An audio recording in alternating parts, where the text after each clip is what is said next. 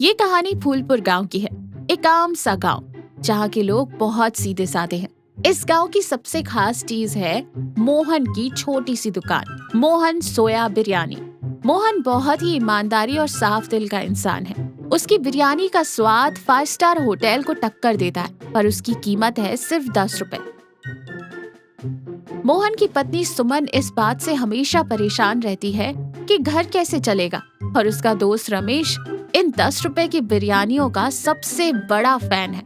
कहानी में ट्विस्ट तब आता है जब गांव का कंजूस सेठ भोलानाथ अपना किराया मांगने आता है।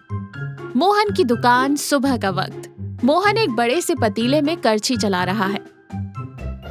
रमेश एक कोने में बैठकर बड़ी सी प्लेट में बिरयानी के मजे ले रहा है। तभी सुमन हाथ में खाली थैला लिए झुंझलाते हुए आती है और गुस्से में थैले को टेबल पर पटकते हुए कहती है, ये देखिए खाली थैला, बाजार में तेल का दाम आसमान छू रहा है। 10 रुपए में तो हरी मिर्ची और कड़ी पत्ता भी नहीं आता, और आप हैं कि यहाँ प्लेट भर भर के सोया बिरयानी मुफ्त में बांट रहे हैं। ऐसे चलेगा तो कैसे घर चलेगा? मोहन मुस्कुराते हुए शांति से कहता है, अरे सुमन, तुम इतना घबराती क्यों हो? जरा देखो, ये सोया चंक्स उबलकर रुई की तरह कितने मुलायम हो गए हैं। इसे खाने वालों का मन खुशी से भर जाएगा। मेरे लिए व्यापार से ज्यादा उनकी ये मुस्कान जरूरी है। रमेश बिरयानी चबाते हुए बीच में बोलता है, भाभी जी, भैया की बात में अक्षरशः सच्चाई है। इस बिरयानी का स्वाद तो बस अद्भुत है। कसम से स्वर्ग का रास्ता इसी पतीले से होकर गुजरता है। इसे खाने से जो आनंद मिलता है वो करोड़ों रुपए देकर भी नहीं मिल सकता। सुमन रमेश को घूरते हुए कहती है, तुम्हारा तो स्वर्ग यही है रमेश भाई। दिन में 3 बार यहीं आ जाते हो। तुम तो इस बिरयानी के ब्रांड एम्बेसडर बन गए हो। ऐसा ही चलता रहा तो अगले महीने हम ही उस पतीले में उबल रहे होंगे। कल दुकान का किराया देना है 2000 रुपए, कहाँ से आएंगे?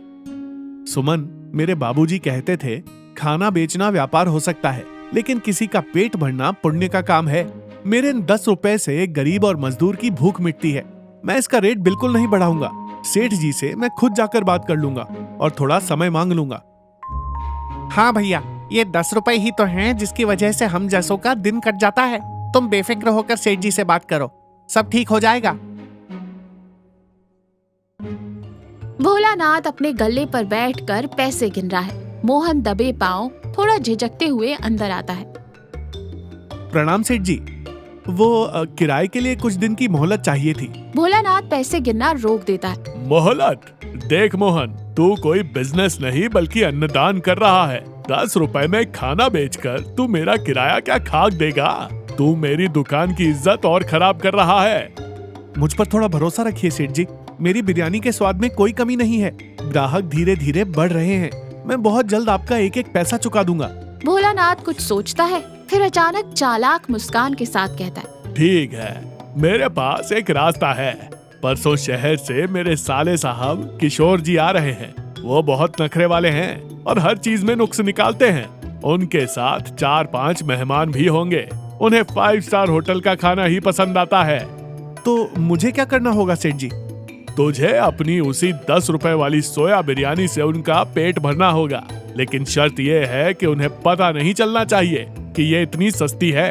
अगर उन्होंने तेरी बिरयानी की तारीफ कर दी तो मैं तेरा इस महीने का किराया माफ कर दूंगा, लेकिन अगर उन्हें खाना पसंद नहीं आया तो अगले ही दिन दुकान खाली। बोल, मंजूर है? मोहन कुछ पल खामोश रहता है, फिर हिम्मत जुटाकर कहता है, मंजूर है सेठ जी। स्वाद सिर्फ पैसों से नहीं आता, वो तो बनाने वाले की नियत और मन से आता है। रात का समय, मोहन अपनी छोटी सी रसोई में अकेला खड़ा मसाले पीस रहा है। सुमन चेहरे पर गहरी चिंता लिए अंदर आती है। इतनी रात हो गई और आप अभी भी कसरत कर रहे हैं? सुना है सेठ जी के रिश्तेदार बहुत बड़े रईस हैं। वो लोग रोज पनीर, काजू और मटन खाने वाले हैं। वो हमारी इन साधारण सोया वड़ियों को मुंह भी नहीं लगाएंगे। मुझे बहुत डर लग रहा है। अगर जरा सी भी ऊंच नीच हो गई तो हमारी दुकान हाथ से चली जाएगी। मोहन सुमन की तरफ देखकर मुस्कुराते हुए कहता है, सुमन, जरा यहाँ देखो। ये धनिया, जीरा, इलायची, ये सब तो बस एक जरिया है। असली स्वाद तो उस प्यार से आता है जो हम वक्त और मेहनत के रूप में खाने में मिलाते हैं। सोया वड़ियों का अपना कोई स्वाद नहीं होता। हम उन्हें जिस भाव से बनाते हैं वो उसी रंग में रंग जाती हैं। तो क्या आपको पूरा यकीन है कि आप उनका दिल जीत लेंगे? बिल्कुल, कल मैं अपनी पूरी इज्जत, अपनी सारी मेहनत इस बिरयानी में झोंक दूंगा। इंसान चाहे कितना भी बड़ा क्यों ना हो, उसका पेट तो एक आम इंसान जैसा ही होता है ना। चलो तुम एक काम करो, ये प्याज काट दो। हाँ, काट देती हूँ। और हाँ, याद रखना, प्याज मुस्कुराते हुए काटना। अगर इसकी तीखी महक से रोते हुए काटोगी तो मेरी बिरयानी भी उदास हो जाएगी। सुमन हंस पड़ती है और पति पत्नी के बीच एक बहुत ही प्यारा और भरोसेमंद माहौल बन जाता है। भोलानाथ के आंगन में कुर्सियां लगी हैं। किशोर और उसके दोस्त बैठे हैं। भोलानाथ घबराहट में अपने हाथ मल रहा है। तभी मोहन साफ सुथरे कपड़े पहनकर गर्मा गर्म बिरयानी का एक बड़ा बर्तन लेकर आता है। हवा में एक बेहतरीन खुशबू फैल जाती है। पहले अतिथि गहरी सांस लेते हुए कहते, वाह किशोर, लगता है तुम्हारे जीजा जी ने आज कोई बहुत ही शानदार दावत का इंतजाम किया है। किशोर प्लेट में झांककर मुंह बनाते हुए कहता है, भोलेनाथ, ये क्या है? Soya chunks. हम लोग शहर से आए हैं और तुम्हें पूरे गांव में पनीर या मटन नहीं मिला। ये घास फूस हमें खिलाओगे? इसे खाकर तो मुझे भयंकर एसिडिटी हो जाएगी। मोहन बहुत ही विनम्रता से सिर झुकाकर कहता है, बाबूजी, कृपया एक बार चक्कर तो देखिए। इस घास फूस में इस गांव की मिट्टी की महक और इस गरीब की पूरी ईमानदारी छिपी हुई है। किशोर बेमन से पहला चम्मच मुंह में रखता है। वो धीरे धीरे चबाता है। अचानक उसके चेहरे के भाव बदल जाते हैं। वो हैरानी से आंखें बड़ी कर लेता है। वो बिना कुछ बोले जल्दी से दूसरा चम्मच खाता है और फिर तीसरा। एक मिनट रुको, ये क्या है भाई? तुमने खाना बनाया है या कोई जादू किया है? ये स्वाद तो अद्भुत है। ऐसा लग रहा है जैसे सारे मसाले मेरी जुबान पर नाच रहे हो। और ये सोया चंक्स, ये तो मक्खन की तरह घुल रहे हैं। मैंने दिल्ली के बड़े बड़े होटलों में भी ऐसी लाजवाब बिरयानी कभी नहीं खाई।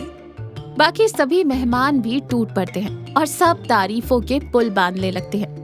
इस नजारे को गेट के बाहर छिपकर देख रहे सुमन और रमेश के चेहरे खुशी से खिल उठते हैं। दावत खत्म हो चुकी है। सभी लोग पेट भर कर और बहुत संतुष्ट होकर बैठे हैं। किशोर मोहन को अपने पास बुलाकर कहता है, कमाल कर दिया मोहन, तुम्हारे हाथों में सचमुच जादू है। जरा ये तो बताओ, तुम्हारी इस एक प्लेट बिरयानी की कीमत क्या होगी? 200 रुपए, 300 रुपए? आज तुमने सिर्फ हमारा पेट नहीं बल्कि मन भी भर दिया है। मैं तुम्हें कुछ इनाम देना चाहता हूँ। किशोर अपने बटुए से 500 रुपए का एक कड़क नोट निकालकर मोहन की तरफ बढ़ाता है। ये देखकर भोलानाथ की आंखें फटी रह जाती हैं। मोहन हाथ जोड़कर और 2 कदम पीछे हटते हुए कहता है, मुझे माफ कीजिएगा बाबूजी, मैं ये नहीं ले सकता। ये बहुत ज्यादा है।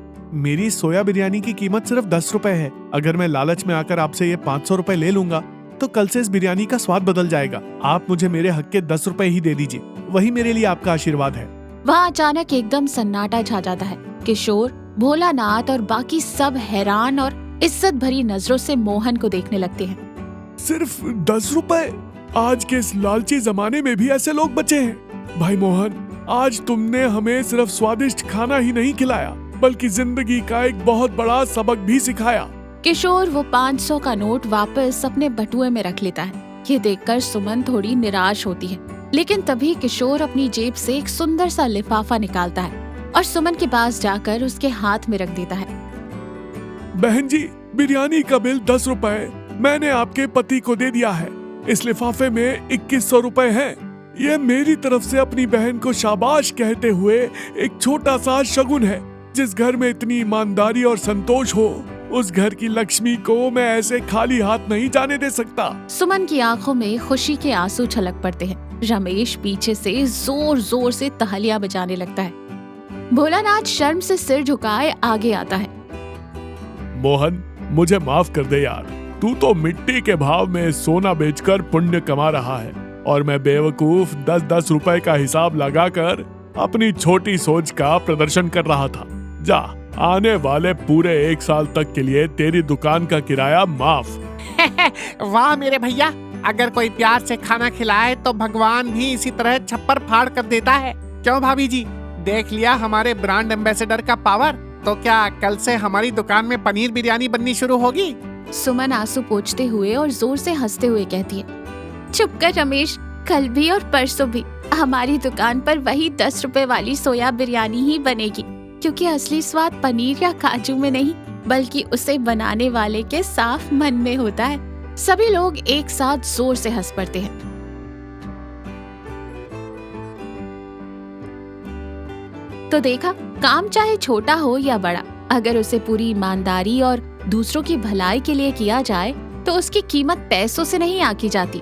ऐसे नेक दिल कामों में समाज का सम्मान और भगवान का आशीर्वाद हमेशा शामिल रहता है।